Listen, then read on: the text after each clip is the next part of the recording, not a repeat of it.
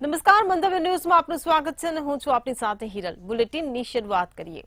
સોમનાથમાં ડિમોલિશન બાબતે હાઈકોર્ટમાં અરજી દાખલ કરવામાં આવી છે, જેના સિનિયર એડવોકેટ મિહિર જોશીએ કોર્ટ સમક્ષ જણાવ્યું હતું કે ડિમોલિશન ચાલુ છે। ચીફ જજ સમક્ષ તાત્કાલિક સુનાવણીની માંગ કરાઈ હતી। જો કે ચીફે આજે રજૂઆત કરતા જણાવ્યું હતું કે અરજી ફાઇલ થઈ ચૂકી છે। સોમનાથના ઇતિહાસના સૌથી મોટા મેગા ડિમોલિશનની કાર્યવાહીમાં હાથ ધરવામાં આવી હતી। વહેલી સવારે દબાણો દૂર કરવાની કામગીરી શરૂ થઈ ત્યારે 135 થી વધુ લોકોની અટકાયત કરવામાં આવી હતી। આ કામગીરી વેળાએ વહીવટી, રેવન્યુ, વીજ, પીડબ્લ્યુડી સહિતના સંબંધિત વિભાગોના અધિકારીઓ અને સ્ટાફને પણ સ્થળ પર તૈનાત કરવામાં આવ્યા હતા। કામગીરીમાં રૂકાવટ કરી જાહેરનામાનો ભંગ કરતા પોલીસે 88 લોકો વિરુદ્ધ ગુનો નોંધી જેલ હવાલે કર્યા છે।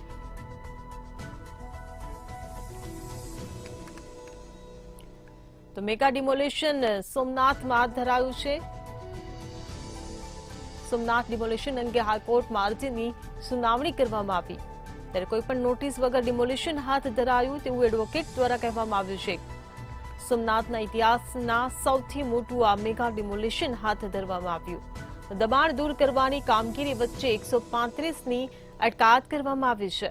જાહેરનામાનો ભંગ કરતા 88 લોકોની જેલ હવાલે કરવામાં આવ્યા છે।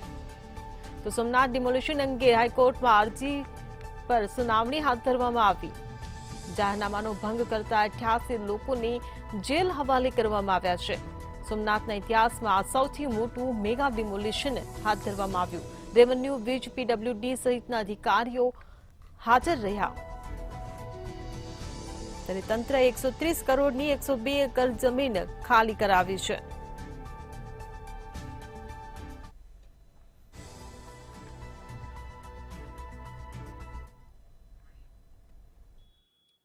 સોમનાથમાં જે રીતે ડિમોલેશનનો કાર્યક્રમ યોજાયો તેને લઈને ક્યાંક ને ક્યાંક અરજદારોના વકીલ દ્વારા કોર્ટમાં અરજી કરવામાં આવી છે। મહત્વપૂર્ણ બાબત છે કે તેમનું એવું રજૂઆત છે કે કોઈ પણ નોટિસ વગર આ ડિમોલેશન કરવામાં આવ્યું। સોમનાથમાં થયેલા મેગા ડિમોલેશનને લઈને અનેક લોકોને હેરાનગતિનો ભોગ બનવું પડ્યું છે અને એટલા માટે જ તાત્કાલિક કોર્ટમાં સુનાવણીની માંગ કરવામાં આવી છે।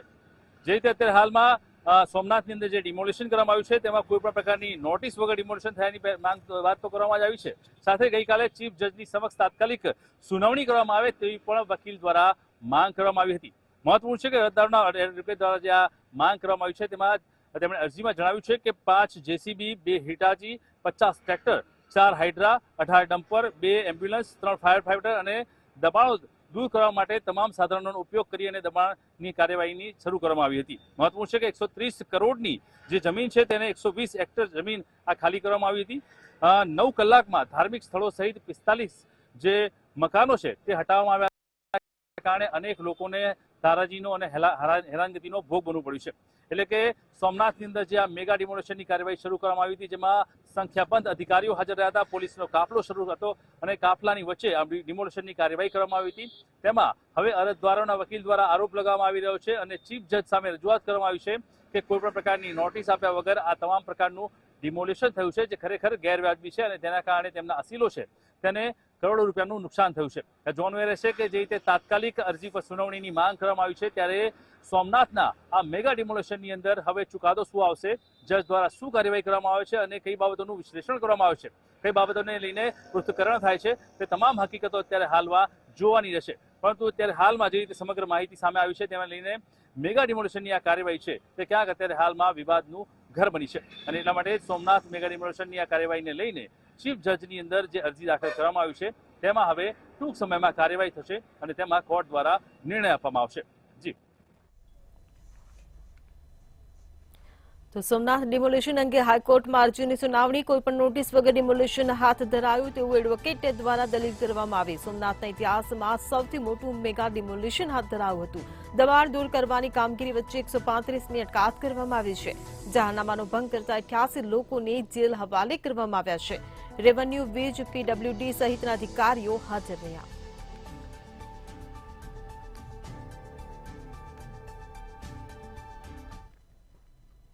રાજ્યમાં વરસાદને લઈ અંબાલાલ પટેલે આગાહી કરતા કહ્યું હતું કે નવરાત્રીમાં વરસાદ ખેલૈયાઓની મજા બગાડી શકે છે, કેમ કે 3 થી 5 ઓક્ટોબર દરમિયાન ભારે પવન ફૂંકાશે અને મધ્ય, દક્ષિણ અને સૌરાષ્ટ્રમાં છૂટાછવાયા વરસાદની સંભાવના છે। તેમજ 8 થી 10 ઓક્ટોબર દક્ષિણ મધ્ય ગુજરાતમાં વરસાદ પડી શકે છે.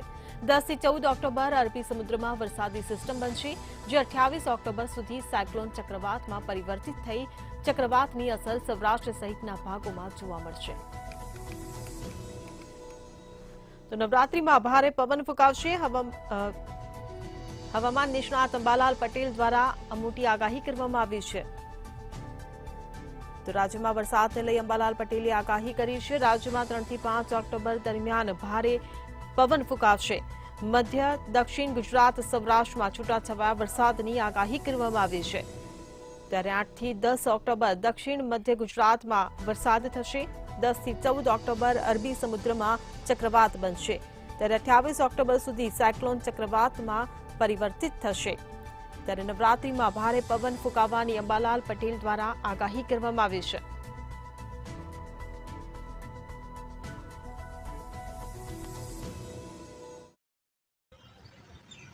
આ નવરાત્રીની અંદર ખેલૈયાઓની મોજ બગડી શકે તેવા શક્યતાઓ અને સંભાવનાઓ હવામાન નિષ્ણાત અંબાલાલ પટેલ તરફથી વ્યક્ત કરવામાં આવી છે.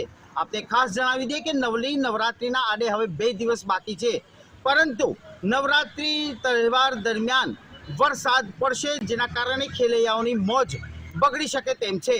હવામાન નિષ્ણાત અંબાલાલ પટેલે આગાહી કરી હતી કે ગુજરાતની અંદર 3 થી 5 ઓક્ટોબરની અંદર રાજ્યમાં કેટલાક વિસ્તારોની અંદર છૂટો છવાયો વરસાદ પડશે. આ ઉપરાંત તેમણે કહ્યું હતું કે 8 થી 10 ઓક્ટોબર વચ્ચે દક્ષિણ ગુજરાત, મધ્ય ગુજરાત અને સૌરાષ્ટ્રના પ્રભાવિત જિલ્લાઓમાં મેઘરાજાની એન્ટ્રી થશે, જ્યાં વરસાદના કારણે ખેલૈયાઓની મજા બગડવાની સંભાવનાઓ વ્યક્ત કરી છે.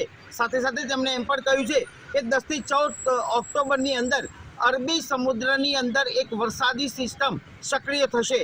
આ સિસ્ટમ સક્રિય થવાના કારણે ઝંઝાવાત એટલે કે જે વરસાદનું જોર વધવાની શક્યતાઓ વ્યક્ત કરી છે. આ ઉપરાંત હવામાન નિષ્ણાત અંબાલાલ પટેલે એમ પણ કહ્યું હતું કે 28 ઓક્ટોબરના રોજ સાયક્લોન ચક્રવાતમાં ફેરવાશે, જેની સીધી અસર સૌરાષ્ટ્રના જિલ્લાઓની અંદર થશે અને સૌરાષ્ટ્રમાં છૂટાછવાયા વરસાદ પણ પડવાની શક્યતાઓ વ્યક્ત કરી છે. આ ઉપરાંત ગુજરાતના મોટાભાગના મધ્ય ગુજરાત, દક્ષિણ ગુજરાત, ઉત્તર ગુજરાતના કેટલાક વિસ્તારોની અંદર નવરાત્રીના તહેવારમાં છૂટો છવાયો વરસાદ પડશે, જેના કારણે ખેલૈયાઓની મજા બગડવાની સંભાવનાઓ અંબાલાલ પટેલે વ્યક્ત કરી છે. તો નવરાત્રીમાં ભારે પવન ફૂંકાવશે. રાજ્યમાં 3 થી 5 ઓક્ટોબર દરમિયાન ભારે પવન ફૂંકાવશે. મધ્ય દક્ષિણ ગુજરાત સૌરાષ્ટ્રમાં છૂટાછવાયા વરસાદની આગાહી કરવામાં આવી છે. સુરતમાં ભાજપના કોર્પોરેટર વિવાદમાં આવ્યા છે. બીજેપી કોર્પોરેટરની હાજરીમાં 2 કરોડના હપ્તાની માંગણી કરવામાં આવી હતી. ત્યારે કોર્પોરેટર શરદ પાટીલે વિડીયો મામલે ખુલાસો કર્યો છે અને જણાવ્યું છે કે મહિલા બુટલેગર મને બદનામ કરે છે. હીરાનગરમાં રોડનું કામ મંજૂર થતાં તે જોવા ગયો હતો, ત્યારે સ્થાનિકોએ બુટલેગરના દબાણ અંગે રજૂઆત કરી હતી. મહિલા બુટલેગરને દબાણ દૂર કરવા કહેતા ઝઘડો કરી વિડીયો બનાવી વાયરલ કર્યો હતો અને વિડીયો વાયરલ કરી 2 કરોડ હપ્તો માંગ્યાનો આક્ષેપ કરવામાં આવ્યો હતો. આ હપ્તાનો આક્ષેપ પાયા વિહોણો છે.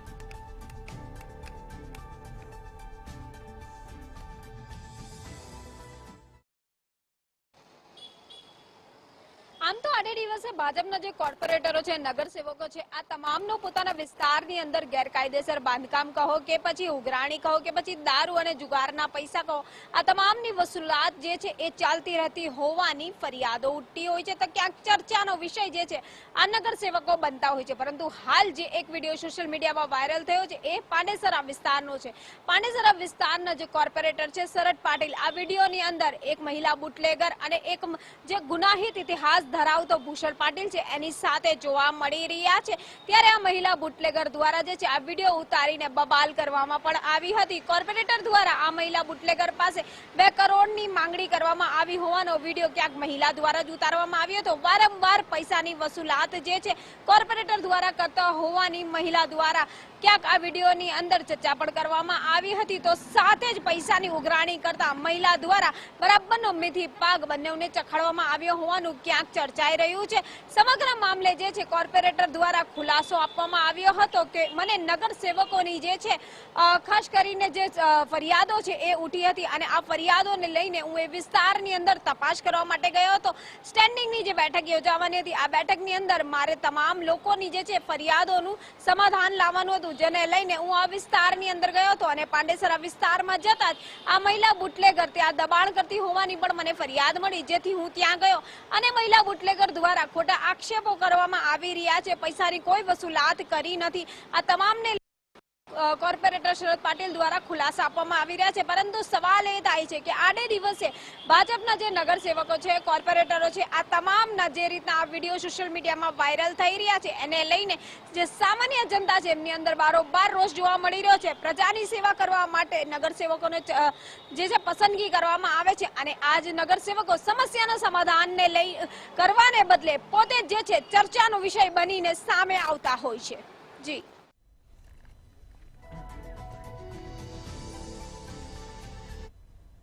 મહેસાણામાં સ્કૂલમાં અભ્યાસ કરતી સગીરા પર દુષ્કર્મ આચરવાનો મામલો સામે આવ્યો હતો, ત્યારે વિજય રાવળ નામના બુટલેગરે 3 માસ અગાઉ ટ્યુશન જતી સગીરાનો પીછો કરી ગાડીમાં બેસાડી માર મારી, ડરાવી, ધમકાવી ખેરવા નજીક ગેસ્ટ હાઉસમાં દુષ્કર્મ આચર્યું હતું। પીડિતા પાસેથી જાણકારી મેળવ્યા બાદ ખબર પડી છે કે અન્ય લોકો પણ દુષ્કર્મમાં સંડોવાયેલા છે।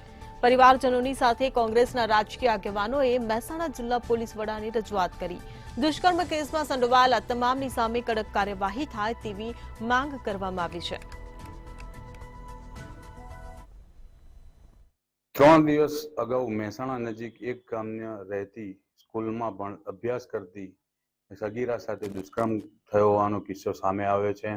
વિજય રાવળ નામના બુટલેગરે 3 માસ અગાઉ ટ્યુશન જતી સગીરાનો પીછો કરી ગાડીમાં બેસાડી માર મારી, ડરાવી, ધમકાવી ખેરવા નજીક ગેસ્ટ હાઉસમાં દુષ્કર્મ આચર્યું હતું અને પરંતુ બુટલેગર વિજય રાવળે આચરેલા દુષ્કર્મ કેસમાં પરિવારજનોએ પીડિતા પાસેથી જાણકારી મેળવ્યા બાદ માલુમ પડ્યું છે કે અન્ય લોકો પણ દુષ્કર્મના માં સંડોવાયેલા છે અને આવી પરિવારજનોએ તેની સાથે કોંગ્રેસના રાજકીય આગેવાનો અને આજે મહેસાણા જિલ્લા પોલીસ વડાને મળી દુષ્કર્મ કેસમાં રજૂઆત કરી હતી અને પોલીસની પ્રાથમિક તપાસમાં સગીરાને દારૂ પીવડાવી દુષ્કર્મ આચર્યું હોવાની વિગતો સામે પ્રાપ્ત થઈ છે અને બીજી તરફ રાજકીય આગેવાનો એ દુષ્કર્મમાં સંડોવાયેલા તમામ લોકો સામે કાનૂની કાર્યવાહી થાય એવી માંગ કરી છે અને જો યોગ્ય કાર્યવાહી નહીં કરવામાં આવે તો આંદોલનની ચીમકી પણ ઉચ્ચારી છે। જી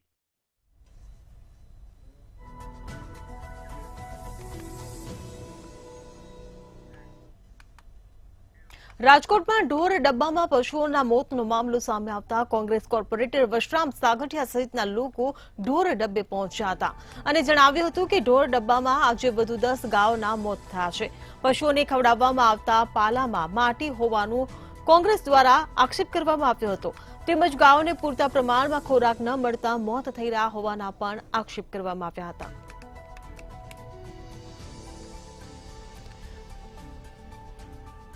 રાજકોટના ઢોર ડબ્બામાં પશુઓના મોતનો મામલો સામે આવ્યો। છેલ્લા 3 મહિનામાં કુલ 756 પશુઓના મોત નીપજ્યા। ઢોર ડબ્બામાં આજે વધુ 10 ગાયોના મોત થયા છે। શહેર કોંગ્રેસના કોર્પોરેટરે સરપ્રાઇઝ દરોડો પાડ્યો। કોમલબેન ભરાયનો ઢોર ડબ્બા ખાતે સરપ્રાઇઝ દરોડો પાડવામાં આવ્યો, ત્યારે ઢોર ડબ્બામાં 532ની કેપેસિટી 1045 પશુઓ રાખવામાં આવતા હોવાનો ખુલાસો થયો। પશુઓની અપાતા પાલામાં માટી હોવાનો કોંગ્રેસ દ્વારા ત્યારે આક્ષેપ કરવામાં આવ્યો છે। રાજકોટના ઢોર ડબ્બામાં પશુઓના મોતનો આ મામલો સામે આવ્યો છે। છેલ્લા 3 મહિનામાં કુલ 756 પશુઓના મોત નીપજ્યા છે, ત્યારે ઢોર ડબ્બામાં આજે વધુ 10 ગાયોના મોત થયા છે। શહેર કોંગ્રેસના કોર્પોરેટરે સરપ્રાઇઝ ચેકિંગ હાથ ધર્યું હતું। કોમલબેન ભરાઈનો ઢોર ડબ્બા ખાતે સરપ્રાઇઝ દરોડો પડ્યો। રાજકોટમાં ફરી એક વખત ઢોર ડબ્બે મુદ્દે વિવાદ સર્જાયો છે। કોંગ્રેસે આક્ષેપ કર્યો છે કે ઢોર ડબ્બામાં રોજ અનેકો જે ઢોર છે તે મૃત્યુ પામે છે, છતાંય આરએમસી તરફથી કોઈ પણ પ્રકારની કાર્યવાહી નથી થતી। આ મહત્વની બાબત એ છે કે લાંબા સમયથી જીવદયા પ્રેમીઓએ પણ આ મામલે વિરોધ પણ કર્યો છે, છતાંય કોઈ પણ પ્રકારનો જે પ્રશ્નનો જે નિકાલ જે આવવો જોઈએ તે નથી આવ્યો। આજ રોજ વાત કરવામાં આવે તો આજે પણ કોંગ્રેસ દ્વારા ઢોર ડબ્બે રેડ કરવામાં આવી હતી અને આ રેડમાં વસરામ સાગઠિયા કે જે પોતે વોર્ડ નંબર 15ના કોર્પોરેટર છે, વિપક્ષના નેતા છે, કોમલબેન બારાઈ સહિતના જે કોંગ્રેસના આગેવાનો છે તે ઢોર ડબ્બે પહોંચ્યા હતા. ખાસ તો પહોંચ્યા બાદ ખૂબ જ ખરાબ હાલત ઢોર ડબ્બાની દેખાઈ હતી. ઢોર ડબ્બામાં મૃત હાલતમાં ગાયો દેખાઈ હતી અને આ સાથે કોંગ્રેસ તરફથી એક આક્ષેપ કરવામાં આવ્યો કે રોજ આ ઢોર ડબ્બે અનેક ગાયોના મોત થાય છે, છતાંય કોઈપણ પ્રકારની આરએમસી તરફથી કાર્યવાહી નથી થતી. માત્ર ને માત્ર મત ક્યાંક ને ક્યાંક શાસક પક્ષ માગે છે, છતાંય કોઈ પ્રકારની કાર્યવાહી નથી થતી. ઢોર ડબ્બો જે જીવદયા પ્રેમી સંસ્થાને આપ્યું છે તેમના તરફથી કોઈ પણ પ્રકારની કાર્યવાહી નથી થતી. માટે અનેક આવા જે ઢોર છે તે રોજ અવારનવાર મરે છે. ખાસ ઢોર ડબ્બામાં પણ કૌભાંડ આચરવામાં આવે છે, કારણ કે જે પશુઓ હોય છે તે પશુઓને ખોરાક નથી આપવામાં આવતું. તેમનું જે પાળ છે તેમાં પણ ક્યાંક ને ક્યાંક ભેળસેળ કરવામાં આવે છે. આ પણ વિગત ક્યાંક સામે આવી છે. પાળની સાથે સાથે માટી પણ ક્યાંક ભેળવવામાં આવે છે અને એ જ ખોરાક ક્યાંક જે પશુઓને આપવામાં આવે છે. આ જ મામલે હવે ક્યાંક કોંગ્રેસે જે કહી શકાય કે વાંધો લીધો છે. આગામી સમયમાં આ મુદ્દે કોંગ્રેસ આરએમસીમાં આ જ પ્રકારે ક્યાંક વિરોધ નોંધાવશે.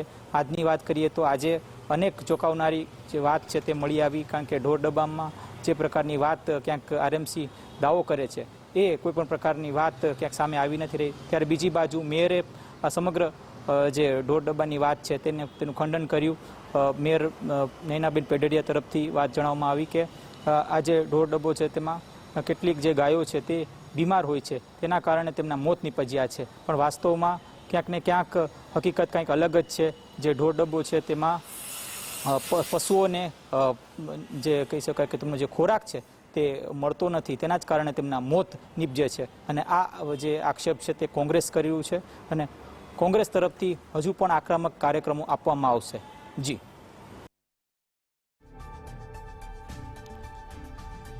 તો ઢોર ડબ્બા પર દરોડા પડ્યા છે. ઢોર ડબ્બામાં આજે વધુ 10 ગાયોના મોતનો ખુલાસો થયો છે.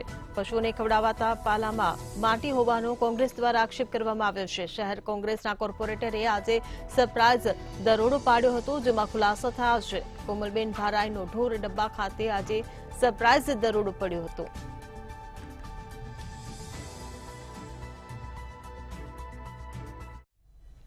ભાવનગરના બોરડી ગામની વાડી વિસ્તારમાં સિંહનો મૃતદેહ મળ્યો હતો. પ્રાથમિક તપાસમાં ઇલેક્ટ્રિક શોર્ટથી સિંહનું મોત થયું હોવાનું અનુમાન છે. વાડી માલિક દ્વારા વાડી ફરતે શોર્ટ મૂકવામાં આવ્યો હોવાથી વાડીમાં સિંહ આવતા સિંહનું મોત થયું હોવાનું તારણ છે.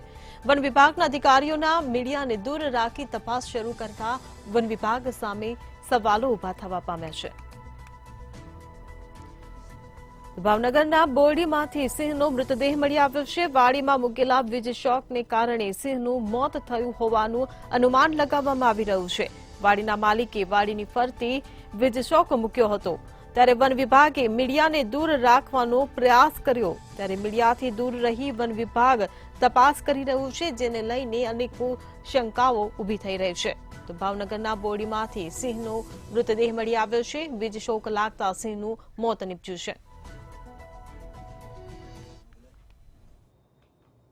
જી મહુવા તાલુકાના બોરડી વિસ્તારમાં શ્રીનો મૃતદેહ મળી આવ્યો હતો, જેને લઈને વન વિભાગ દોડતો થયો હતો. વન વિભાગ દ્વારા જ્યારે આ શ્રીના મૃતદેહની તપાસ હાથ ધરવામાં આવી હતી, ત્યારે વાડી માલિક દ્વારા ફરતી જે વાડીની ફરતે જે વાયર ફેન્સિંગ હોય છે તેની અંદર શોર્ટ મૂકવામાં આવ્યો હતો અને રાત્રે દરમિયાન સિંહ અચાનક આવી જતા આ જે ફેન્સિંગ છે તેની અંદર શોર્ટ લાગતા મૃત પામ્યો હતો. જોકે આ ઘટના અનેક વખત આગળ પણ બની છે, ત્યારે કોઈને કોઈ રીતે ફોરેસ્ટ વિભાગના દ્વારા આ જે આખી ઘટના છે તે મીડિયાથી દૂર રહે તે માટેની પણ કહી શકાય કે કવાયત હાથ ધરવામાં આવી હતી. પરંતુ જે રીતના સિંહનો મૃતદેહ મળી આવ્યો છે, સિંહને શોટ લાગતા મોત થયું છે તેવું પણ સૂત્ર દ્વારા જાણવા મળી રહ્યું છે. હાલ તો વન વિભાગ દ્વારા સિંહના મૃતદેહને પીએમઆરથી ખસેડવામાં આવ્યો છે અને વાડી વિસ્તારની અંદર શોટ મૂકીને આ સિંહનું મોત થયું છે તેવું સાબિત થતાં તે વાડી વિસ્તાર જે વાડી માલિક છે તેની વિરુદ્ધમાં કાર્યવાહી હાથ ધરવામાં આવશે. પરંતુ ક્યાંક ને ક્યાંક અગાઉ પણ આવી ઘટનાઓ છે તે સામે આવી હતી, પરંતુ વન વિભાગ દ્વારા શા માટે મીડિયા સમક્ષ આ ઘટનાને ઉજાગર કરવામાં નથી આવી, અથવા તો જે ઘટના બની છે તેને મીડિયાથી શા માટે દૂર રાખવામાં આવી છે તે એક મોટો સવાલ ઊભો થયો છે. હાલ તો ઘોઘાના જે મહુવાના જે બોરડી ગામ છે તેની જે ઘટના છે આજ વહેલી સવારે બનવા પામી છે. વન વિભાગે સિંહના મૃતદેહને લઈને વધુ તપાસ અને કાર્યવાહી હાથ ધરી છે. જી. તો ભાવનગરના બોરડીમાંથી સિંહનો મૃતદેહ મળી આવ્યો છે. વાડીમાં મૂકેલા વીજ શોકને કારણે સિંહનું મોત થયું હોવાનું અનુમાન લગાવવામાં આવી રહ્યું છે. વાડીના માલિકે વાડીની ફરતે વીજ શોક મૂક્યો હતો, ત્યારે વન વિભાગે મીડિયાને દૂર રાખવાનો પ્રયાસ કર્યો હતો. મીડિયાથી દૂર રહી વન વિભાગ તપાસ કરી રહ્યું છે, જેને લઈને સવાલો ઉભા થઈ રહ્યા છે.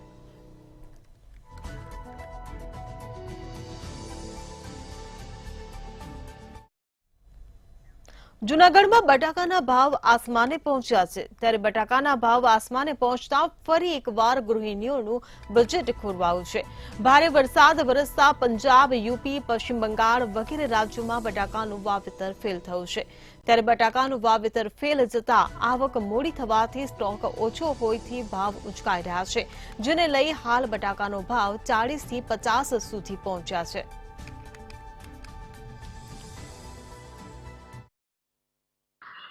આ ચોક્કસ કે જે રીતે અન્ય રાજ્યમાંથી જે બટેટાની આવક છે તે જુનાગઢ માર્કેટિંગ યાર્ડમાં થતી હતી તે બંધ થઈ છે. તેનું કારણ એક જ છે કે અન્ય રાજ્યોની અંદર જે ભારે વરસાદના કારણે બટેટાના જે પાકને નુકસાન થયું છે ને જેના કારણે બટેટાની શોર્ટેજ થઈ છે. ખાસ કરીને ડીસા ખાતેથી જે બટેટા આવે છે તેની અંદર જે રીતે કોલ્ડ સ્ટોરેજમાં રાખેલા બટેટા હોય છે અને હાલ જે 15 રૂપિયાના કિલો જે બટેટા યાર્ડની અંદર મળતા હતા તેના ભાવ હવે 35 થી 50 રૂપિયા સુધી કિલોના બોલાય છે ને જેના કારણે બટેટાના ભાવ આસમાને પહોંચ્યા છે. ખાસ કરીને ડીસા ખાતે જે બટેટા આવે છે ડીસા ખાતેથી ત્યાં પણ વરસાદના લીધે અને જે રીતે સ્ટોક છે તે પૂર્ણ થવાના આરે છે, જેના કારણે કોલ્ડ સ્ટોરેજમાં રાખવામાં આવેલો જે બટેટાનો સંગ્રહ છે તેનું હાલ વેચાણ થઈ રહ્યું છે અને તે પણ ફેબ્રુઆરી સુધી ચાલે તેટલું જ છે.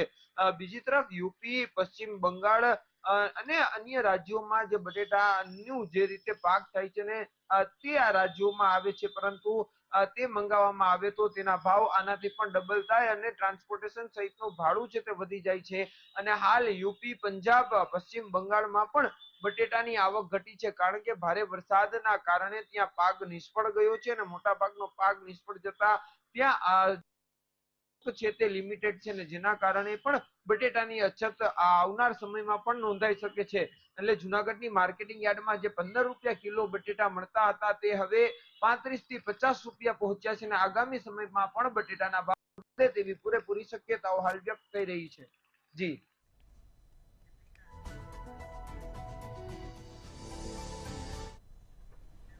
વડોદરા પર 2 મહિનામાં ત્રીજી વાર પૂરનું સંકટ મંડરાયું છે, ત્યારે કાલાઘોડા બ્રિજ પાસે જળ સપાટીમાં ઘટાડો નોંધાવવાની શરૂઆત થઈ છે. સપાટી 25.7 ફૂટથી ઘટીને 24.96 ફૂટે આવી ગઈ છે. ઉપરવાસમાં અને વડોદરામાં છેલ્લા કેટલાય કલાકોથી વરસાદ ન પડતા સપાટીમાં ઘટાડો થયો છે.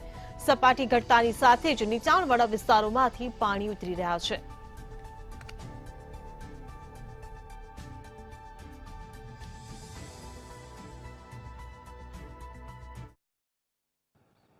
જે રીતે વડોદરા ધીરે ધીરે પૂર નગરી બનતી હોય તેવું લાગી રહ્યું છે, કારણ કે ચાલુ વર્ષમાં જ 3 વાર પૂરની સ્થિતિનું સર્જન થયું છે અને એક વાર ભારે પવનના કારણે, વાવાઝોડાના કારણે તેને ક્ષતિ પહોંચી છે. મહત્વપૂર્ણ છે કે જે રીતે વડોદરાની અંદર સતત પુલોની જે પરિસ્થિતિ સર્જાઈ રહી છે, આ પૂરના કારણે ક્યાંક ને ક્યાંક લોકો પરેશાન થઈ રહ્યા છે. મહત્વપૂર્ણ વાત છે કે જે રીતે અત્યારે હાલમાં વડોદરાની અંદર જે આ પૂરની સ્થિતિનું સર્જન થયું છે તેના કારણે અનેક લોકોને હાલાકી ભોગવવાનો વારો આવ્યો છે. વિશ્વામિત્રી નદીની વાત કરીએ તો વિશ્વામિત્રી નદીમાં જળસ્તર છે તે ઓછું થઈ રહ્યું છે અને તેના કારણે અત્યારે હાલમાં વિશ્વામિત્રીનું જે સ્તર છે તે ઓછું થઈ રહ્યું છે. ગ્રામ્ય વિસ્તારોનું જે વરસાદી પાણી છે તે ધીરે ધીરે શહેર તરફ આવી રહ્યું છે અને તેના કારણે જ ક્યાંક ને ક્યાંક પૂરની સ્થિતિનું સર્જન થતું હોય તેવું લાગી રહ્યું છે. તો બીજી તરફ વાત કરવા જઈએ તો વિશ્વામિત્રી નદીની અંદર જે જળસ્તર છે તે ધીરે ધીરે ઘટી રહ્યું છે, જેના કારણે આવનારા સમયમાં સંકટ ઊભું થાય તેવું લાગી રહ્યું છે. મહત્વપૂર્ણ વાત કરીએ તો 2004 થી લઈને 2024 સુધીમાં વડોદરાની અંદર ટોટલ 20 વખત પૂરની સ્થિતિનું સર્જન થયું છે, જેમાં ચાલુ વર્ષે સૌથી વધારે 3 વાર પૂરની સ્થિતિ સર્જાઈ છે અને 1 વાર ભારે વાવાઝોડું આવ્યું છે. કહી શકાય કે ધીરે ધીરે વડોદરા નગરીમાં પૂરનું સંકટ વધી રહ્યું હોવાના કારણે હવે વડોદરા નગરી ક્યાંક ને ક્યાંક પૂર નગરી બનતી હોય તેવું લાગી રહ્યું છે. તેના કારણે જ અત્યારે હાલમાં જે નીચાણવાળા વિસ્તારો છે તે તમામ રહેઠાણના વિસ્તારને અત્યારે હાલમાં એલર્ટ આપવામાં આવ્યું છે.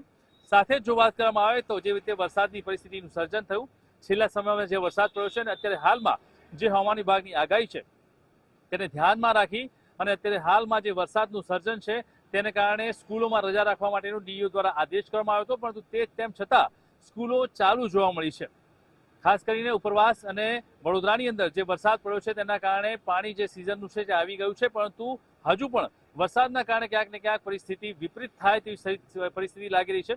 આપ જોઈ રહ્યા છો મારી પાછળ જે નદી દેખાઈ રહી છે તે વિશ્વામિત્રી નદીમાં જળસ્તર ક્યાંક ને ક્યાંક વરસાદના કારણે વધી જાય છે, પરંતુ જ્યારે પાણી આવી જાય છે ઉપરવાસથી ત્યારબાદ તેનું જળસ્તર નીચું પણ જઈ રહ્યું છે। એટલે જોવા જઈએ તો અત્યારે હાલમાં ક્યાંક ને ક્યાંક જે વડોદરા નગરી છે તે પૂર નગરી બનતી હોય તેવું એટલા માટે લાગી રહ્યું છે કારણ કે અલગ અલગ જગ્યાએ બાંધકામો થઈ ગયા છે, પાણીના જે નિકાલના જે રસ્તાઓ હતા તે તમામ બંધ થઈ ગયા છે અને એટલા માટે જ ઉપરવાસથી જે પાણી આવે છે, ગ્રામ્ય વિસ્તારનું જે પાણી આવે છે તે તમામ પાણીનો આખરે નિકાલ કરવો તો ક્યાં કરવો? તમામ વિસ્તારોની અંદર પાણી ભરાઈ જાય છે। ચાલુ વર્ષે જે પૂર આવ્યા તેની અંદર અનેક વાહનો તણાયા છે, અનેક હજારોની સંખ્યામાં જે ફોર વ્હીલર કાર જોવા જઈએ અથવા તો અન્ય વાહનો જોવા જઈએ તે તમામ વાહનો ડૂબી ગયેલી પરિસ્થિતિમાં જોવા મળ્યા છે। જે વિશ્વામિત્રી નદીમાં મગરોનું સામ્રાજ્ય છે તે મગરો રોડ રસ્તા પર જોવા મળ્યા છે।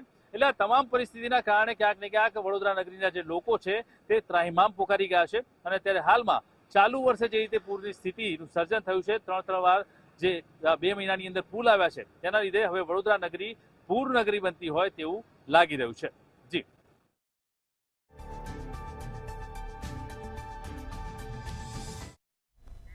સિટી લાઈવમાં હાલ બસ આટલું જ। સમાચારોની અપડેટ માટે જોતા રહો મંતવ્ય ન્યૂઝ। નમસ્કાર।